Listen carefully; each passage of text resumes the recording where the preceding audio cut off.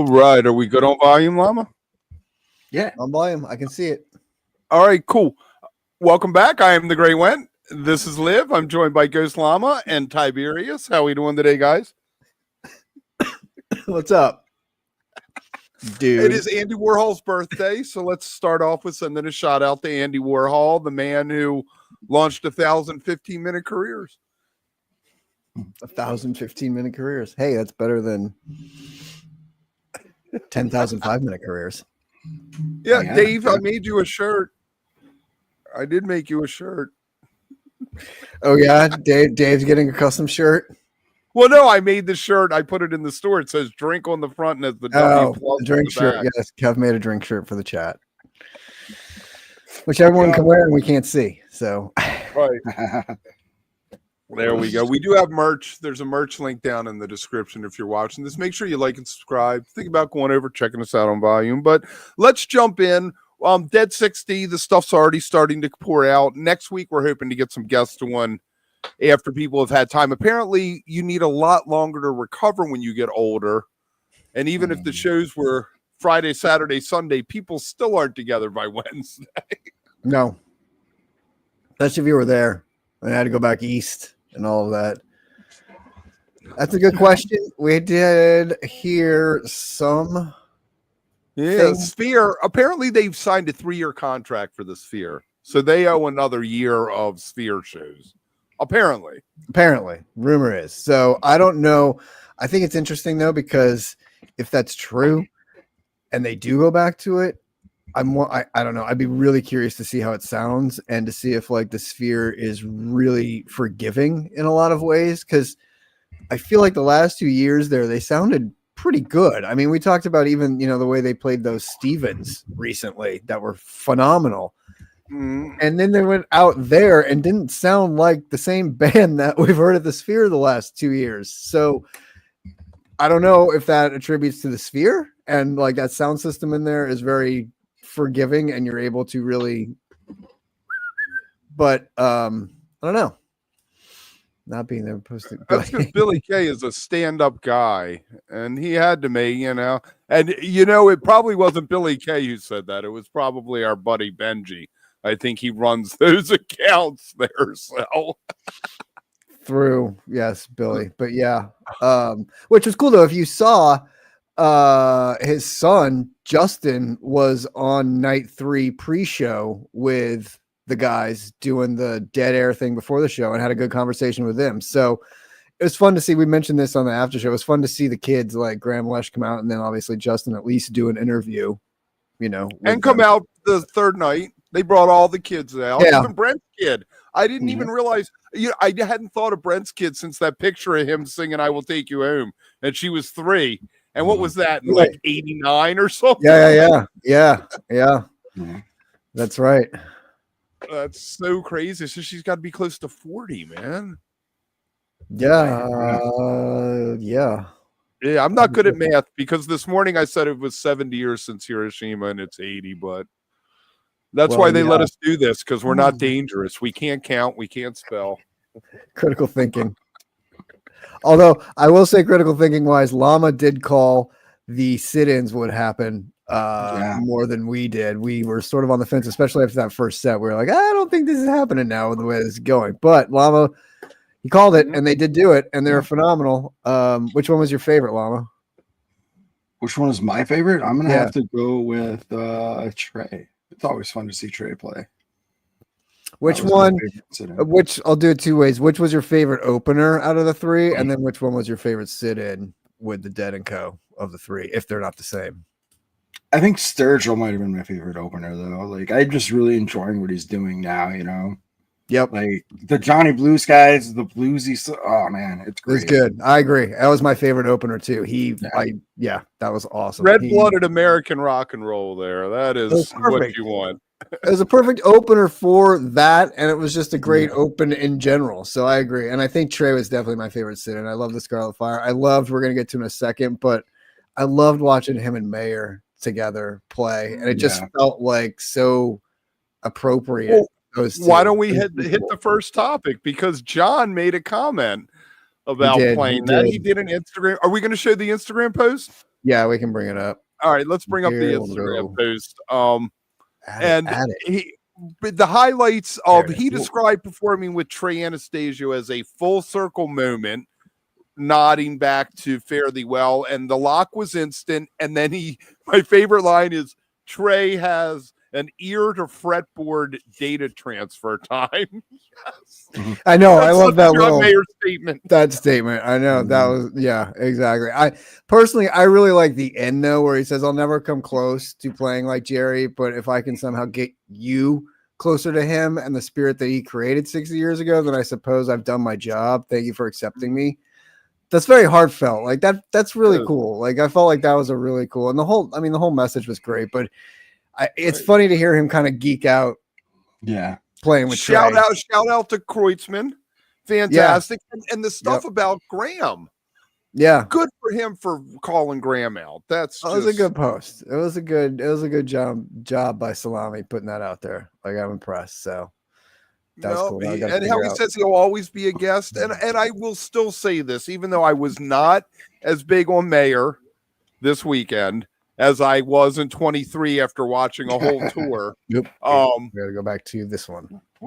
Yeah, there we go. After watching a whole tour, still his curation and his appreciation of what Garcia did and honoring that is still there. I don't know about the nudie naughty face he makes the whole time. It looks like I was worried he was going to fall down or something. The nudie naughty face he makes. Yeah. I don't know. I was surprised he didn't mention more about his love with Clemente, but I guess it's shown more than heard. Is the only one he didn't mention in there, but that's all right. I went back. I was listening to some of the shows yesterday again because I wanted to hear how it sounded off of some of the tapes that were up and stuff on archive, and better. Okay. Like going back and listening to some of it was like, I really liked that. I went back and listened to Help Slip Frank and if you get confused, listen to Clemente play. That was, I don't know. It still gave me chills. Like it was so great. That was so fun. Like it was perfect too. It was just like a perfect little thing to throw at him. And that jam that Clemente goes into after that is awesome. Like I remember thinking that night, but actually getting to go back and listen to it again. He fucking jammed. Like that was highlight, especially of that night. So very cool. What was your highlight, Gav? Of the whole of all the 3-night run? What was your favorite segment of music? Which tones turned your heart to mush? Probably with a guest, the Scarlet Fire with Trey. It really was sublime, and it felt like another full circle thing with 40 years since Trey had really played the Grateful Dead live. To do that, I mean, the Terrapin was in there with just them. The Help Slip Franklins, I thought they really were on for that. Everybody was in the right place. Bobby's chinky chanky guitar sounded okay on the Slipknot. It wasn't as annoying as saying during the Wharf Rat with Billy Strings. I was like, can we just pause Bobby's guitar for this song and let Mayer and Billy have their thing? Yeah, Trey playing Mission, dude. That was. Of the opening bands, that was the moment. Even though Sturgill walking out and saying, we got 75 minutes, let's get started. And then at the end, his not remembering it was Dead and Company and calling him the Grateful Dead, he was the man. It was rock and roll. Sturgill was rock and roll to the core. Like it was beautiful. It was just beautiful. It's exactly what we needed. I think a couple other highlights, Kev. That Cumberland was great. That what was it? Was it Uncle John's that one night that we got the closest to a Dark Star jam out of everything that weekend? Was that jam? That was pretty great. Not getting a Dark Star was kind of a glaring omission. I feel like that, and another one.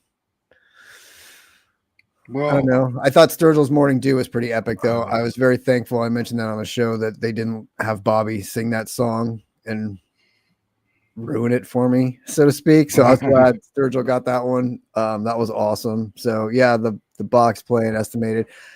that night one, it was hard to remember that they even did playing because it felt so kind of, I don't know, in the, like, again, the set list, I think, was another, if we can have a gripe session for a second, I think the set list creation was one of the downfalls of the weekend. I feel like it wasn't nearly as strong as it could have been, was one of my gripes. And we talked about this briefly, and I tried to do some research on them and didn't find a whole lot other than like their main page and some of the shows they've done. But the 7 Cinematics group that did the filming, I thought the filming was atrocious. Like, just, I don't know, maybe it's better in IMAX. If you were in IMAX, I'd love to know how. Dude, we know. I got IMAX and watching it in there, but somebody told us, somebody said in a comment, or I saw it on Blue Sky, that when they went to IMAX, it screwed up and they missed the first set, and all these people just left. So apparently, they had the wrong movie in too, and something else started. They showed Fantastic Four or something for 40 minutes.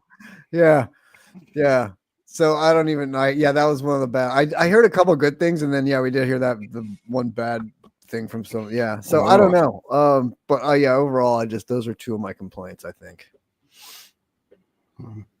Graham kicks ass. He does. That was he was doing good. That was fun to see him come out and especially play Big Brown that night. That was cool. That was really that was fun. It was. So you think it's just Dead and Co from here on out, just money grabs? Oh, of course. If they have to do one more Sphere run, yes. Then I guess if they signed a 3-year deal, then I guess you would continue. I don't know. I just really felt like this felt like a good way to end, like how 50 felt like it was over. But then, I mean, it was nice that we got 10 years of Dead and Co, which is crazy that it's been 10 years of that band. Like, that's nuts. Like, geez. But we got a good run. I mean, look at, 10 years, that's a whole other generation that got introduced to it. And that's a phenomenal thing. So if I don't know, this just felt like very conclusive to me though. This felt like it should be over. And the way Bobby was, I don't know, man. Like, nah, they do the Sphere shows next year. I bet you by the end of the year, we get an announcement for that.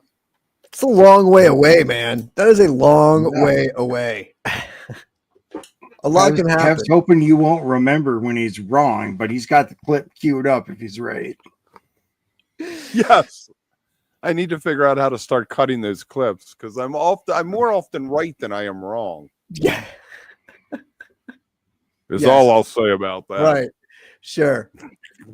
And calling most set lists, especially second sets, I'll give you that, but I don't know. Catch me at set break. And I got to get your lottery picks, your horse racing picks, anything you need from Kev at set break. Set break. I'm the guy running up to the window at the last minute. Wait, can I get my bet in? They're like, no. Sorry. But I knew I got to try back that. It's fantastic. Right. I don't know. We're going to do Wolf Brothers? He could be doing Wolf Brothers. I don't know what his schedule is like now. He might be. Is he doing more of that orchestra? If they have to put Bobby on a dolly and wheel him on stage and prop him up, he will go out there and continue to play until. It's who he is, right? He's gonna do it what you would comment that I got like one right on the whole tour? It's because I spell shit, man. I'm trying to be funny and spell. I mean, you even had the layup of the final night and called yourself going 5 for 5, and you still missed that one. No Samson. They screwed me on Samson and Darkstar. And Darkstar. Like, how could they not do Darkstar? I mean, you put up 2 layups up there too. I was like, way to go out on a limb, and they still didn't play those 2. I thought that was really funny. Oh, you don't mean the. Oh, you mean all the other? You mean everything else that he? Hey, Kev, during the shows, I'm good. I am good. It's just throwing shit against the wall with his skeets, man. Yeah. Come on, like you never know what's gonna hit. He's just like no. You get a feeling. You hear like little teases of things that they're talking about in those songs. Well, right, it's that break. Yes, I'm talking about all your other skeets that he's saying during the summer of predictions you've made. That would be hot. Like Ozzy. Like somebody else mentioned Ozzy earlier. Yes, that's funny.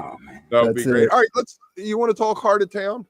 Let's talk Heart of Town. I think this might have been a better musical all around thing, but you're never going to have the communal thing that you have with Golden Gate Park with it. So Right. Lots of guests. Night one, Stephen Stills came out for 4 songs. Fantastic. We talked a little bit about this. Maggie Rose was a highlight. Did you guys get to watch any of it? I only saw parts of the second 2 nights, and I watched the whole first night. Yeah, you watched more than I did. I only saw here and there's and then parts of it. I saw some clips on Insta. That's the place. Make sure you change your settings because now Instagram automatically defaults to telling everyone your location. So make sure you go check that with the new update. Thanks Kevin. Meta. Thanks, Zuck. Maggie Rose really stood out with the Road Jimmy for me. Fantastic. Yeah. Andy Frasco on Love Light was fantastic when he walked out with the cigarette and hanging out his mouth. Love it. Good for him. The second set had Peter Rowan, which was, he's been playing with Sam Grisman, the Dog's son, who is a bass player. And first time I ever saw him play electric bass was this night. And he was out there for most of the show, except when Pete Sears came out, I guess it was. Bill from String Cheese came out. Melvin Seals came out, and they did Cats and Mission. Yeah. Which was interesting. Probably the most interesting thing for me this whole first night, though, was Ivan Neville when they brought him out. They did Broken Arrow. Didn't Graham sing on that one, though, a little bit, too, though? Yeah. But why not something you bring Ivan Neville out, do a Sissy Strut, or I don't know. Yeah, right? That's an odd one. That is. Night 2, they opened up with Carl Denson. Night 2, they opened up with Carl Denson coming out for Help Slip. We love Carl D. I would really love to talk to that guy sometime, but he's hard to get a hold of. Then we got a Memory of Elizabeth Reed in there in between Slipknot and Franklin's with Dwayne Betts, which is that's cool. That's perfect. I mean, those songs all go so hand in hand, Yeah. Say they jammed. Well, I just think like musically and how bands were thinking of stuff when the Dead in 75 and the Almonds in the early 70s were thinking of longer composed pieces, instrumental pieces, things like that. So, yeah. Then we got Neil Francis came out and Luther Dickerson. They did Brown Eyed Women, right? Which is fantastic. Karina Reichman. Yeah. Bertha. I think came out and did a couple songs with them too. The drag people. Grateful Drag, Grateful Drag. I think that's what happened there. If I'm wrong, somebody tell me. That's good. Aaron from the Disco Biscuit showed up. He shows up a lot of places these days. It's interesting. He's a wanted man. People want to see him play. Tell you the guy that shows up everywhere though is Krasno, and that guy plays on everything, everywhere. He's a machine these days, and like he was all over the Heart of Town thing. It's crazy. It's just the night 2 bands, so everyone knows, was Dwayne and Tom Hamilton, Trevor from Goose, Cody Dickerson and Nathan Graham on drums, and Kanika Moore, Elliot Peck, and Nikki Blum. Elliot Peck plays with Graham all the time in his Midnight North.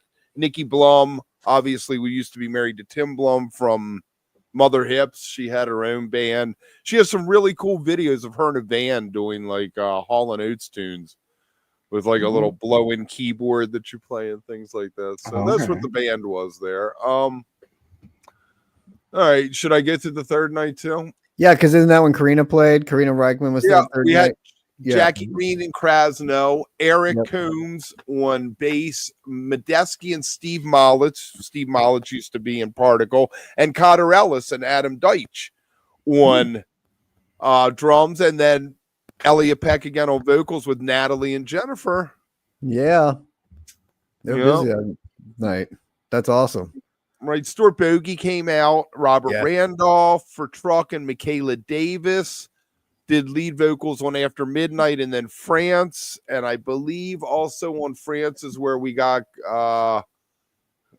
Karina came out. Yeah. With them. This is so much to go through without having, I just have all these notes I've taken from watching little pieces of video and what I could find online. But I'm just picturing a bunch of Post-its on your monitor. Right? Reading Post-its and pulling them off.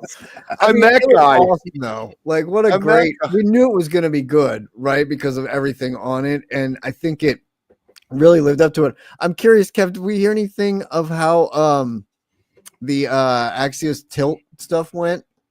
Those shows? We need to reach out to Mitch Stein and see how that went there. They did something in the park too.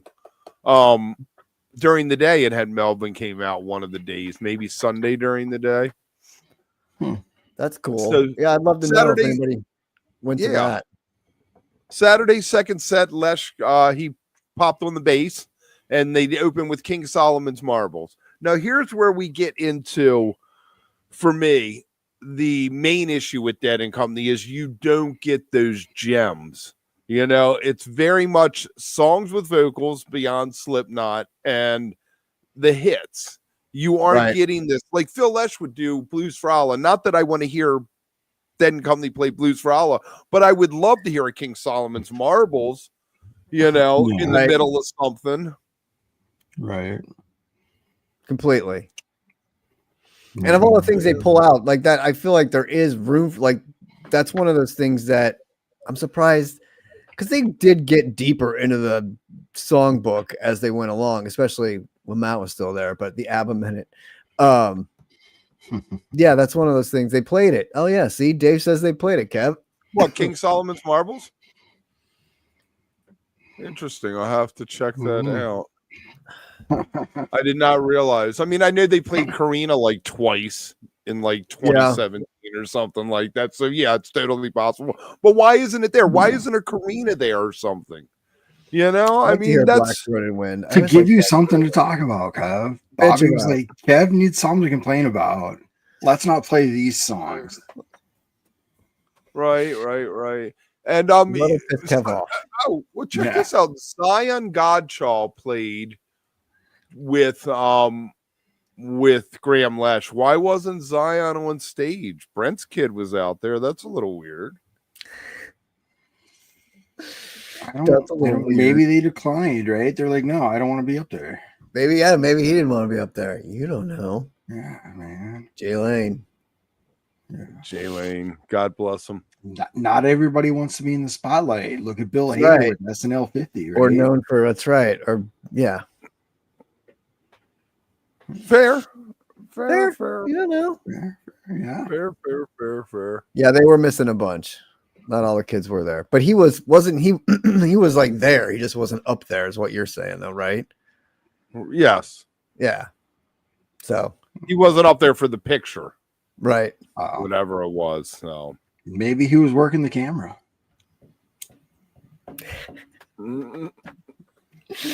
Photo by. Yeah.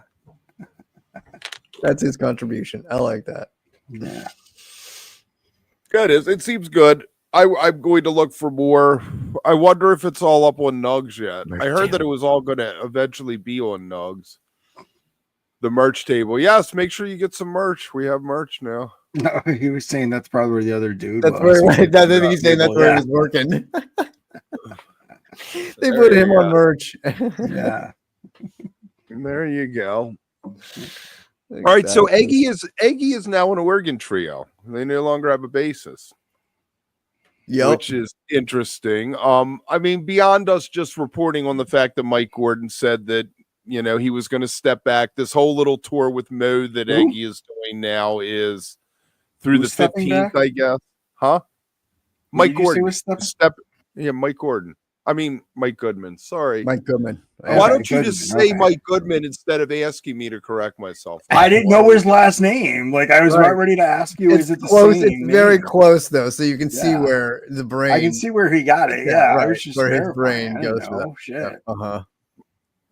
So the band released a message, supporting Mike, keeping him in their thoughts, respecting his privacy. So Yeah. You know, if you are having mental health stuff, if you got stuff going on, there's so much in the world, reach out to someone, please.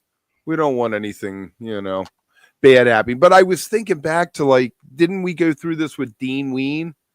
They canceled the whole rest of the tour because he was prioritizing that.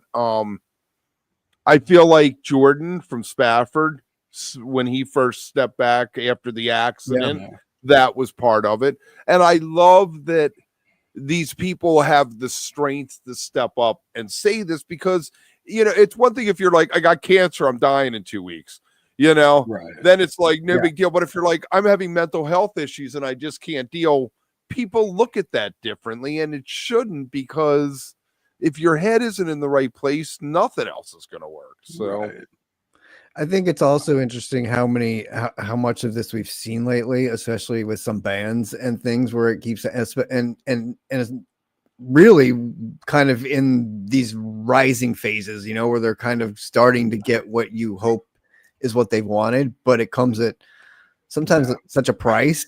And you don't really always think about that or realize that until stories like this come out. And then you're like, oh, because you just think it's all awesome and like, oh, sweet. Or like you're always playing on the road and you're living your dream and you're becoming like the next thing, hopefully. You have like Brian Wilson.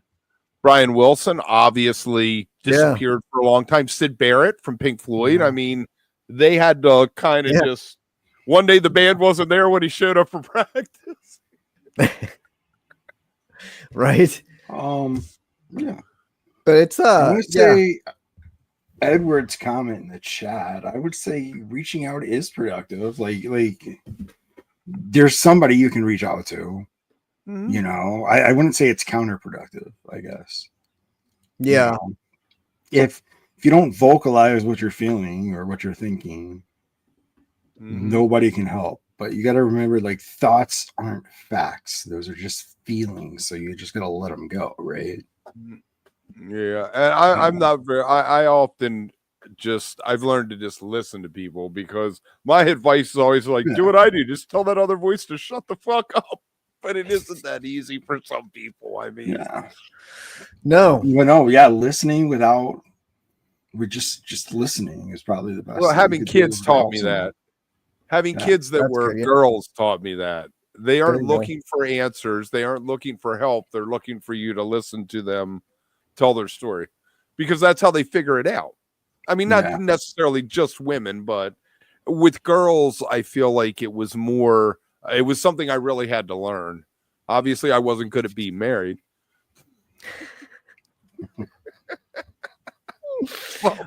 Obviously. Something wasn't right with that. Yeah, what can you do? But good for them. It'll be interesting to see how they do going forward. They're talented enough to continue on, and what this leads to, like if they'll end up finding a replacement to fill in, or maybe he comes back. Yeah, well, that's what I mean. He'll come back. I think he comes back for the Hornsby tour, because they're opening for Hornsby this fall. And I think that's going to be a great collaboration thing. It's going to be a masterclass for them, getting to see Hornsby and his band play every night. But I think he just needs to take a break, and maybe it turns into, I don't want to do this anymore. Chris Myers walked away from Humphreys. He was just like, I'm done with it. I want to do other things with my life, which, I think maybe sometimes we as fans expect bands to just stay together. It's my favorite band. You guys always have to do this because it makes my life better, without thinking that they're human beings with their own stuff going on. Totally. Hornsby should have played Friend of the Devil with the band. All right, Dave. I don't know. They should have brought him out to step on Trey's toes for the fire solo. For the Scarlet Fire. Just to like rehash it, or let Trey for once slay the Hornsby Dragon. Yes, I think you're absolutely right, Forbin. Young people are much more tolerant, because maybe you have more compassion. Maybe you just get jaded when you get old. Oh, definitely. Yeah. You know what's really old? King of the Hill is on its 14th season now. Did you know that?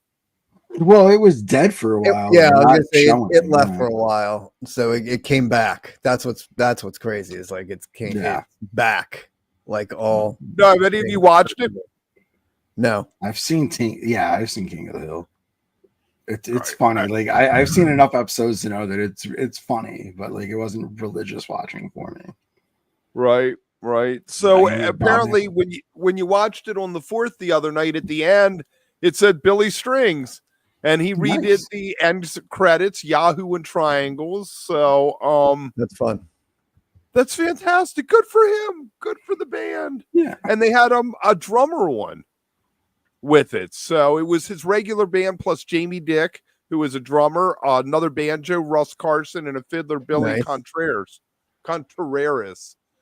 Sorry, man. I didn't mean to murder your name. Kevin Names. I'm glad that the one guy that can never pronounce names is the guy that we always have say the names too. Like that's well, that's the charm, right? I think the thing would be like, well, shouldn't one of you other people who can pronounce things say no? Yeah, but that doesn't make it interesting. Yeah. No. And plus, and Kev gets away with being able to do it. If we mispronounce it, doesn't sound nearly as like good as when Kev does it. So is that a statement on the part of the makers of King of the Hill having Billy Strings? Are they making a statement? Are they making a statement? Are they making a statement? Like, what statement are they making? How about that South Park? Talk about making a statement. God, I like it when bands do the theme songs for things. That always I like it more than like when a show picks the song from a band and uses it and makes it popular. It's more fun when like a band either like writes its own theme song for it or sings. How did the one for that one with the weird, really smart guys? Didn't like they make Giants do the song? No, They're Naked Ladies. Yes, and they wrote the song for it. Yeah. And it's very them, right? Which makes total sense. So, yeah. But yes, exactly like that, Kev. That's a good example. Good on you for pulling that one out. I'm impressed. Right. I'm sorry. I did not know T-Bone Barnett, like anything he's done. Yeah. He does a lot. Yeah. It's kind of the go-to. Yeah. For a lot of those. A lot. I like John Mayer. Like when Fish used to do the Simpsons signal. I always liked that. Yeah, back in the day. Would you want to hear Fish do they played the little Mary Tyler Moore thing a couple times, I think, or something. If they did like a Rick and Morty or something like totally like BoJack Horseman or whatever, like I don't know, something completely bizarre that you'd be like, of course, Phineas and Ferb. Right, like something that like is like the Aaron Path, like Fishman show on Sirius, right? Really bizarro, weirdo cartoon type thing or animation thing, something like that. I could see them doing. There's this guy Kelly Bell, local Baltimore guy, the Kelly Bell Blues Band, and they used to do "Moving On Up," the Jeffersons theme, and that always brought the house down because everyone knew the words. You know? Right. And that's what you throw that in your set, and people just go crazy because everyone know, like it's like a bonding moment, right? Like you could play the Cheers theme song and everyone like sings it together, you know? Like, yes. Maybe in space play the X-Files theme. There you go. Well, Garcia did what was Close Encounters theme, that 78 January, February tour. Like every night during space, he played with it until I think the last night of tour, the second to last night, he actually played the whole theme. He figured it out. Just playing with it every night. Saber's Choice has a song called Close Encounters, and they should absolutely work that into the jam somehow and do that. Like, and we won't get flagged on volume. Zach should absolutely have like the you know what I mean? And Graham should run the lights and do it. Oh man, we got to talk. All right, let's before we get into the jam band roundup, let's throw this out. We're on volume now. There's volume over there. Everyone's a member. You click a button, you're a member, and you should all go over and do that because you love us. There's a link down in the description. But if you join the All Access, that is where the member part of YouTube is going to migrate to, and we have some great stuff. We're doing Wook Club. We're bringing Wook Club back, and it's going to be Red Rocks 93. We're going to do it on the 19th, the night before the actual anniversary of the show. And the thing is, if you're All Access over there, we're going to start bringing people on to talk about the shows that listen to it. We're going to try to make this like a real book club and more interactive, but that's only going to be over on the other spots. So check that out. It's gonna be fun. Yeah. Because then you can got a play lot. like a snippet of your music and then talk about it. We could exactly See, because we're not going to if get you popped. have it like pre-planned or talked to us before, and you're like, "Oh, I really want to talk about this part in this song." We could play the part in the song and then talk about it. Like It'll be cut out when it ends up on YouTube a couple weeks later because YouTube right. We will have to block edit it out but- because fuck YouTube and the copyright. It But- won't be cut out. It'll just have a black screen over it that says volume exclusive. right, exactly. And during this part, Yeah. they go to volume to see the full video. Yeah. That's perfect.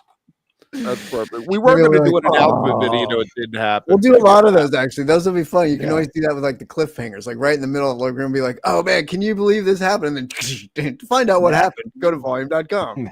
Yeah. Massive I like it.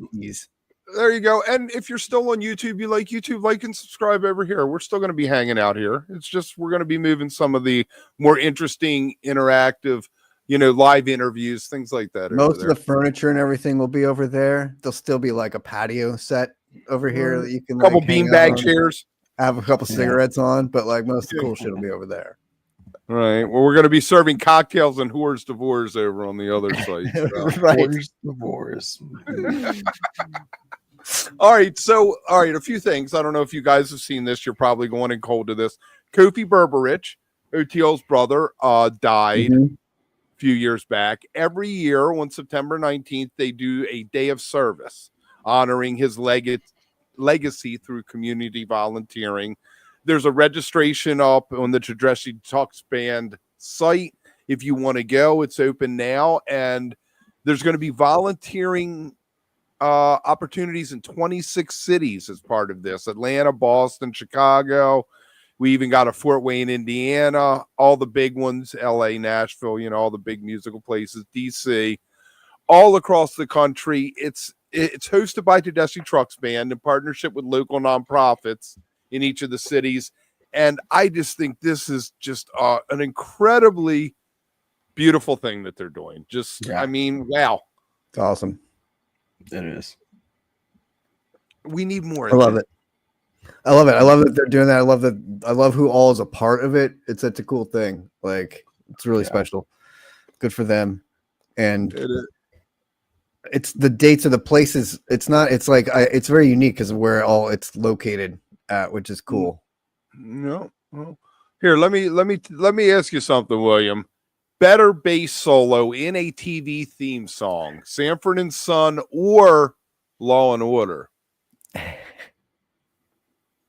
That's where we're going with the question there. Could we throw in Seinfeld too? Like just Oh yeah, Seinfeld. But that one's really short, but yeah, it's good. But it's iconic. It bangs. It definitely bangs, and it keeps coming back, like how they do it in the show too, and use it as like the transition. Yeah. I think the Disco Biscuits maybe played Law and Order theme song once, and Jerry Orbach's son was on stage with them. Okay, that's great. I believe Night I may Court. be making Night this Court. Night Court. Oh, right, yeah. Wow. Okay. Yeah. Benny, like right? That's what Fish should do, is the Benny Hill theme song, and have Fishman run around the stage for it. I think the Fall Guy is still my favorite all-time TV theme song, and like the original, like when you listen to it, the thing is like 5 minutes long. Like the opening credit sequence is. Have you about ours made too long and people like turning the channel? Dude, that thing goes on forever. You're like, holy crap! Like they finally shortened it, but like that thing, it was long at first, and I love that one of those Lee Majors sings the song. Like how great is that? Like, Yep. That's Lee amazing. Major. God, the best part about that was not Lee; it was his co-star. But we won't talk about that. Wait, Bruce Boxleiter or Heather Thomas? Heather Thomas. My God, why else did you watch that show? Where did you really care what old ass Lee Majors? He's no longer Yeah, the man. He $6 was a million washed-up man. Hollywood stuntman. I cared about him and his truck. That truck was awesome. He's like he used to be the $6 million man, and now he's like the stunt double dude. Right now he's like the older, mature, like the next roll up. Oh man, that was I love that show. That was great. They bastardized it with that stupid movie that you could have just called it something else, like the stunt guy. You didn't have to call it the fall guy and like make people like now be associated with that. Ugh. All of them, dude. Man, when they did 21 Jump Street, they redid it. Starsky and Hutch was hot garbage. But when 21 Jump Street was funny. Like that was kind of funny. Like Channing Tatum, they did a good job. Like kind of funny. Mocking, right. Right. That one was funny. Yeah. Starsky and Hutch, nah, that was all right. What's up, Mike? What's going on, dude? Hey, Michael, what's going on? We got you a shirt there. Got your shirt. Yeah, we made a drink shirt for you. Oh, Frank. Well, what did they redo? The Naked Gun? Isn't that been redone recently? Has either of you seen it? No, I'm gonna try and see it though in the next day or two. It looks funny. I want to see Leslie Nielsen doing like it's kind of like I don't know. You don't believe he was gonna be funny in it, and now like Liam Neeson doing it, kind of it's kind of like the same. It's kind of like Daniel Craig in Knives Out. Yes. Right. I hope they make a joke about. I hope they make a Taken, a phone call joke in it though. It wasn't he in all those movies like Taken and Taken 2 or something like that. Yeah, all those movies. And look, he fell in love with Pam Anderson filming it. Like, how sweet is that? And he hasn't dated anyone since his wife died like 20 years ago. So, oh wow, yeah, really, yeah. The Pamela Anderson. Yeah, she's in it. And like they are now like dating. All of a sudden, Kev wants to watch it. Yeah, no, Kev's like, wait, what? Yeah, they've both been through like she hasn't been through the greatest shit like recently either. And like, yeah, he hasn't dated anyone since Natasha Richardson died like 20 years ago. So like for them to like come together, it's been like this whole other story with the movie. And I guess the movie's pretty funny. It's doing pretty well. People will see it, say it's funny. So yay. Yeah. I mean, the first one, come on, those are like classics though, right? Like, I mean, those first ones are hilarious, like amazing. I wonder how they hold up today. I mean, I assume they're still pretty fucking funny, but well, some stuff does, some stuff doesn't. Kids these days, it's like watching, like doesn't. Right. Like, you remember Police Story when they did that, or Police Academy, and it had Linda Blair in it, and they had an exorcist scene where she like puked. They called back to what she used to do. Steve Gutenberg and Utah Jones were in those, right? Like, man. And the dude who made all the sounds. The sounds. Yeah. That guy. He was that guy. That's what. Yeah. They made like, they made a few of them. They did. But yeah, remember like 8 of them. 8. No, it wasn't Rocky, dude. It wasn't Rocky.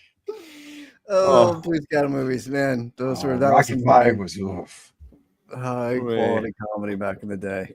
It was tough. I did discover Kool and the Gang from the first Rocky movie when he was trying to get with Adrienne. Yeah.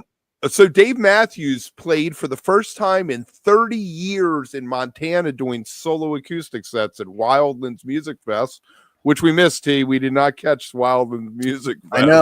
I know.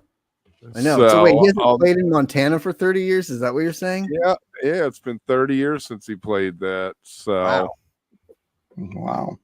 That's crazy. I mean, I guess that makes sense, but that's interesting. I don't know why. They did Cortez the Killer. Here's your pre-Neil Young moment. They did Cortez the Killer Saturday night. He had Molly Tuttle, Lucas Nelson, some of their bands come out. He did Dylan's Oh Sister, Pearl Jam's Just Breathe, couple John Prine tunes, and then like Ants Marching, Crash Into Me, Lie in Our Graves, all the stuff. And I saw a video of just the Cortez the Killer. That's what spawned my interest, but I really want to hear him sing Oh Sister. He's been really on fire this summer. Again, like Fish, just I don't know what got it, what they put in his Wheaties or whatever, but just this whole summer he's been simply fantastic. Good stuff. It is good stuff. Speaking of Lucas Nelson, I guess we're going to go to the Neil Young minute, and we're going to just vamp for the end of this because this is really the Neil Young minute. You want to run the intro? Run the intro. Do you have it? I got to find it. I don't know where it is. Oh, there it is. I got it. Here we go. Oh no, what's happening?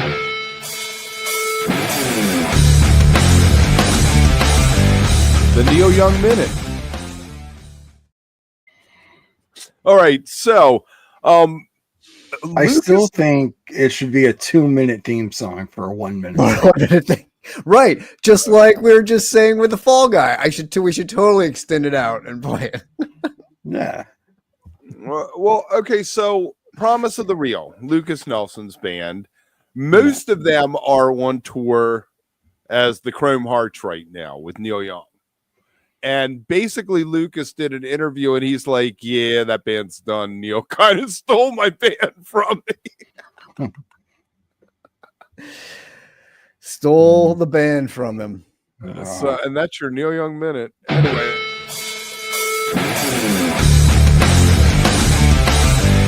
The Neil Young minute. That's who we need a sponsor for. The Neil Young minute brought to you by. Yes. Oh man. Oh, it's our biggest bit these days. So he's doing solo stuff, and he's released his first solo album, American Romance, and it had Sierra Farrell on it. I guess I don't know. See, Mr. Bungle says over on Volume that they Miami Giants did the Mickey Mouse Club. I don't remember that. Did they? The remade one, the new one. remake. Oh, they did. Yeah, they did. Ah, that's cool. I did not know that. That's fun. Interesting. Okay. Right. That is fantastic. And something new every day. Right on. You do learn something new every day. So that is your Neil Young minute. So what's up, Llama? What is up with Taper's Choice? Yes, Llama. Well, so with Taper's Choice right now, it is side project season. So all the guys are in their side projects. Vampire Regan's going to play Outside Lands, 2 sets, no repeats for real this time. And then Alex is going on tour with Real Estate. They're celebrating the 11-year, 8-month, 2-day anniversary of Atlas. Dave's playing a bunch of gigs in LA, and then Zach's just Zach just played Newport. Hill, Zach just played Newport with Willow this weekend, Saturday or Sunday with Willow's band. And crushed it as usual, which they do. They're awesome. They're phenomenal. That bass player in there, her Instagram is like Day Bass, DEY_bass. She is phenomenal. That chick rips. Like, she's a great follow too. Like, she plays all over and all kinds of crazy jazz stuff. So cool. Yeah, I love that band. Like, they're really cool. Zach's been firing off, and then like you said, Dave plays once a week at least, either a Club TG out here or in Venice or somewhere. I mean, that guy does not stop playing. It's crazy how much he plays. So there's a lot. He plays a lot. Like, it's impressive. I love it. It's good though. Yeah, it is. I love Yum Yum. Yum are really cool. If you haven't heard them, good call, Ryan. Yeah, nice. Yeah. Yeah. What about the worst TV songs? Like, the theme to MASH, if you know the lyrics to the theme to MASH, that has to be the single most depressing TV theme song. Even if you don't know the lyrics, just when it begins, it's the most depressing theme. Like, yes, completely. I can hear it today, and it's just like, it's the somber Charlie Brown walk, like, you know, in like Arrested Development, when they do the head down and like it's totally that. Every time you hear it, you're just like, oh. Great show, though. Great show. Yeah. Oh my God. I watch it when I can. Even though the problem with TV stations is the free TV with the antenna is they show the same episodes over and over. MASH has like 900 episodes and they show 20 of them. Right. Well, you know. At 4 a night, it seems like. Like every week you get repeats. Alice. Yeah. Alice was a good one. Yes, that was. Alice. Oh my God. Have you ever seen the movie? What Happened to Alice, or What's Become of Alice, that it was based on? That's a creepy ass movie. I mean, stalker stuff. It's a really serious movie about a woman being stalked, and then they made it into a sitcom on TV about her working in a restaurant. Jeez. It's one of those, like, I don't know how they got from A to B, but yeah.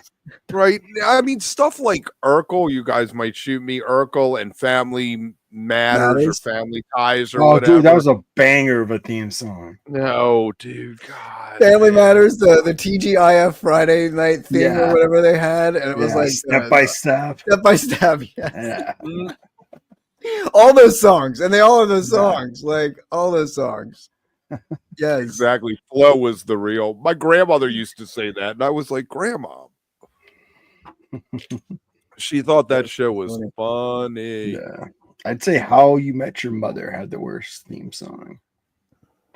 God, I don't even know what that is off the top of my head. It was instrumental, but not catchy, and it could have probably benefited from like a theme song with words. You know, kind of like Friends. Yeah. Helped, right? Like the claps and the singing with Friends helps that theme song, but like they just didn't capture it. Now I Met Your Mother. It's like, That Friends theme song, Mark Horan joined that band after they did the song. He wasn't on the theme song, but so he misses all those royalty checks. Oh, that's so right. the Rembrandt's Greatest American Hero. Yeah. Oh man, that one That was a great one. Yeah. I think they definitely, it was definitely an art form back in the day, though. I feel like the 80s, mid 80s, like those things, Right. like even the one, like you said, like Family Ties, that was an emotional one too. Like, as long as we got each other. We got to do Halfway to the Moon as a sitcom theme song with a shot of driving into Duluth. I mean, Totally. That is a good one. That is a good one. You could definitely. It's like a Midwest. We can do that on volume. We can do it on volume and get away with it. Yeah. There. I think HBO had a very solid run of fantastic theme songs for like their shows. Sopranos. Oh, that was a good Game of Thrones. Even going back, like Dream On, I think always had a good theme song for it, if I remember right. There was a couple other ones. I mean, Fraggle Rock. Come on, right? Oh yeah. In Search of had one of the greatest theme songs. I wish In Search of. In Search of was great. Yep. Yeah. Car 54 phenomenon. Oh yeah, I mean Jan Hammer, Miami Vice is the most. That's classic. That's Jan classic. Jan.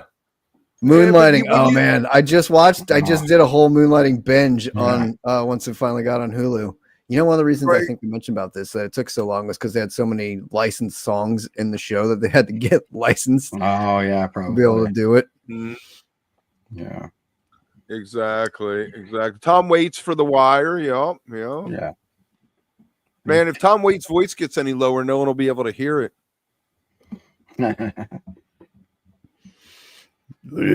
True Detective is good. That's T-Bone Barnett, right? Yep. Yeah.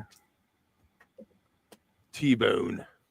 Yeah. Did you know that the theme song for Parks and Rec, it was supposed to be M79 by Vampire Weekend, but they didn't get the clearance for the song in time. Nice. That's crazy. So if you listen to the theme song, it sounds a lot like it though.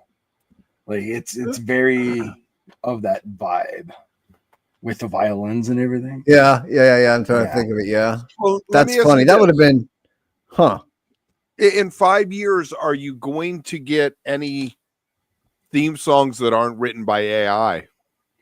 Yeah. I don't know, man. I think Hollywood's going to outsource the people. That's fine. That's fine. There's going to be a grass movement, that indie shit that fucking builds up and people do it because they don't want computer stuff, man. Like these kids are going to be like, yeah, whatever. I grew up with AI. It's boring. I want to do something with my hands. Right. I want to do something with my hands. Let me throw you something out to you, Llama.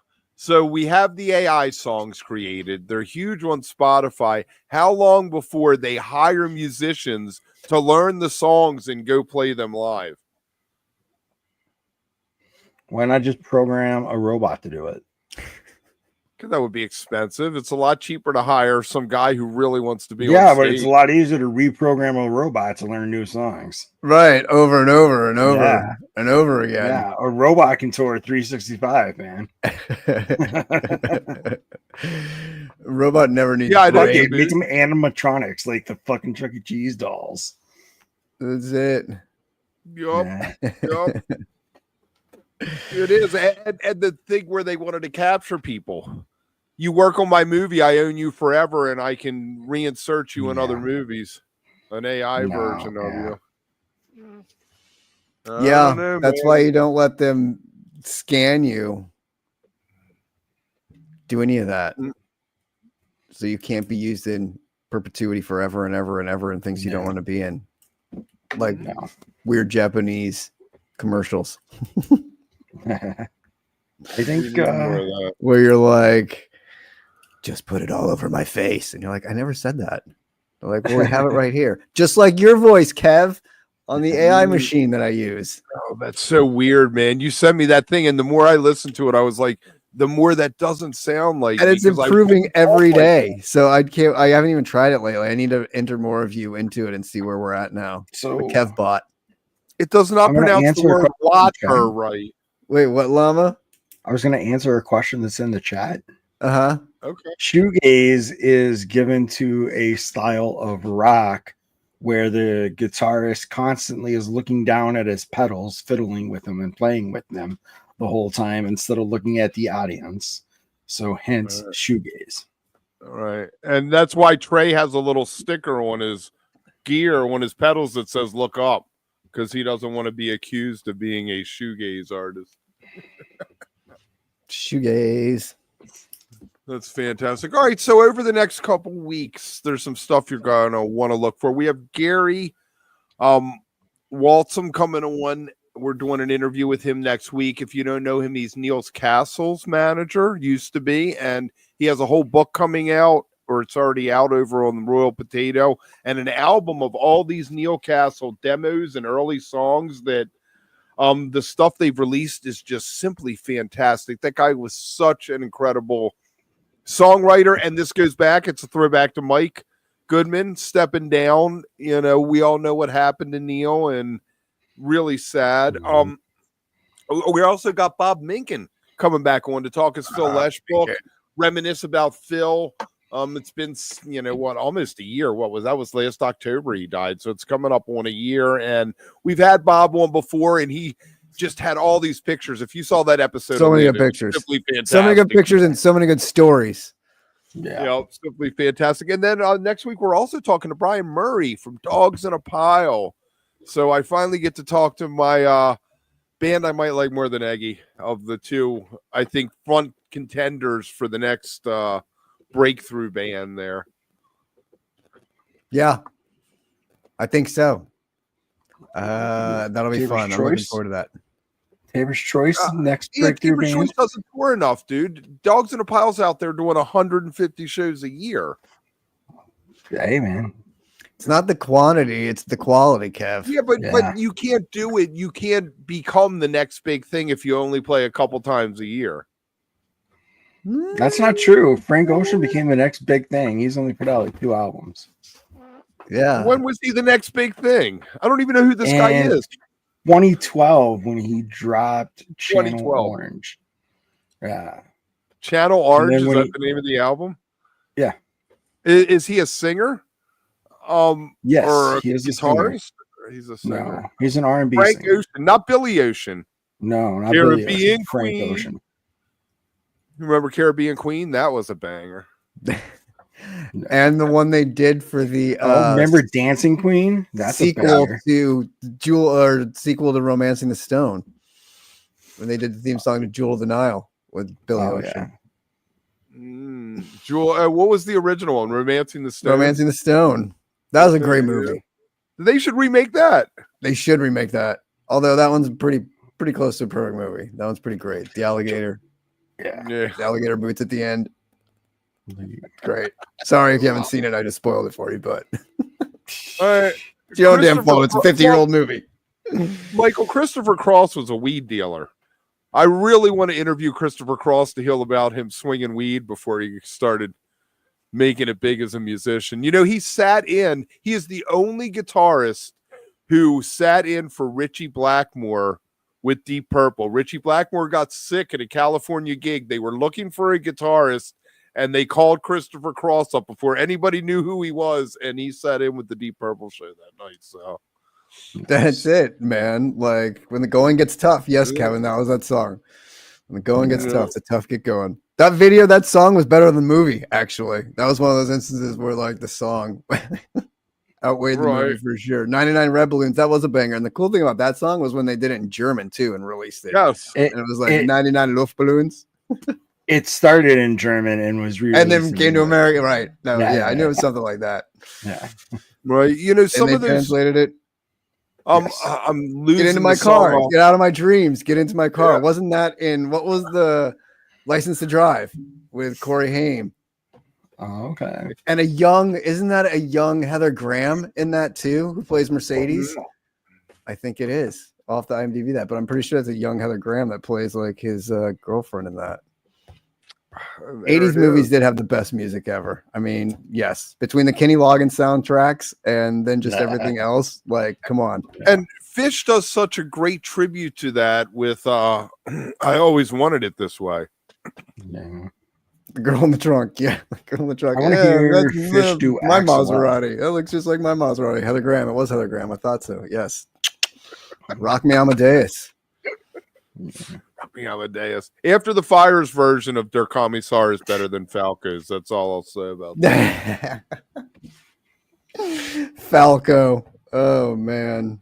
Falco. But Rock Me Amadeus was really. This chat rules, man. The chat. See, I think the last 5-10 minutes of the show should just be dedicated to talking to the chat anyway. It's so fun. Like time flies with you guys. It's the best. Weird science. Oh yeah, Oingo Boingo, of course. The Glenn Fry stuff. Boingo. Oh man, Smuggler's Blues, Glenn Fry. That song fucking fucked. That was a great. That was probably his best solo That tune. was. Yeah. What was Don Henley's best solo tune? I would have to go with Evening News. Okay. I was gonna say, don't you dare say Boys of Summer, I'll punch you. I hate that song so much. Like, ugh. We belong to the city. Ooh, there you go. That's a good one. The News song was great. That's a good one. And we can do this all night. All night long. All right, you going to take us out? Some of us. You going to take us out, Steve? Yeah, let's take us out. This has been fun. Thanks, chat. You guys rule, as always. Make the jump over to volume. There's been a couple of people over there. Mr. Bungle, thank you for being over there. Faye Clicker, thank you for being over there. Volume's the shit.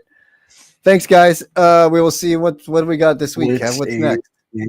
We don't have anything else, I think. Friday morning, Jason Mingledorf. We're talking to Jason Mingledorf. He used to be in Papa Grows Funk. He has a tour coming up. Other than that, we might do a pop-up. Maybe tomorrow, T will be like, hey, there's news we can talk about. Yeah, stay tuned. You never know when we'll jump on and have a pop-up or something for sure. Maybe we'll only do it on volume. Yes, that's so good. Cyndi Lauper on the Goonies. Damn, see, Cyndi Lauper, Kev, we were talking about her earlier with the Rock Hall of Fame stuff. She still comes around. Man, that guy ripped me a new one. He's like, you totally missed everything Cyndi Lauper did. Go look at the comments. We didn't even mention the Goonies stuff. We did Oh, forget the Goonies stuff. Soundtracks are key. Dirty Laundry. I did like Dirty Laundry. That was a good one. Yeah, that's the song, Grill. right? Yes. Yeah, Sunset Grill gets stuck in your head, but Dirty Laundry I actually like. That was fun. And the video, it was like that weird like news thing. Yeah, like they were like Contras or whatever, and like yeah. Good stuff. Love you guys. Thank you. Where's the outro? I don't even know where it is. Anyone like, got the comment, outro? subscribe, go to volume, become an all access member over there. Ripcord.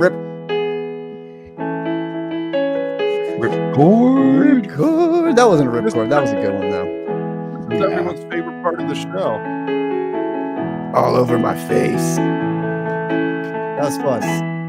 Where was Jason tonight? He doesn't like us anymore. Who? Jason. I know. I was going to compliment him on the theme song earlier too, because He's probably at band practice. Yeah, exactly. Probably watch it later. If you're watching later, hi Jason. He was scuba. He was scuba diving. Make sure you end that over on volume. Oh yeah, make sure you end it over there. I'm ending it here now. Mike, come on. Sit, you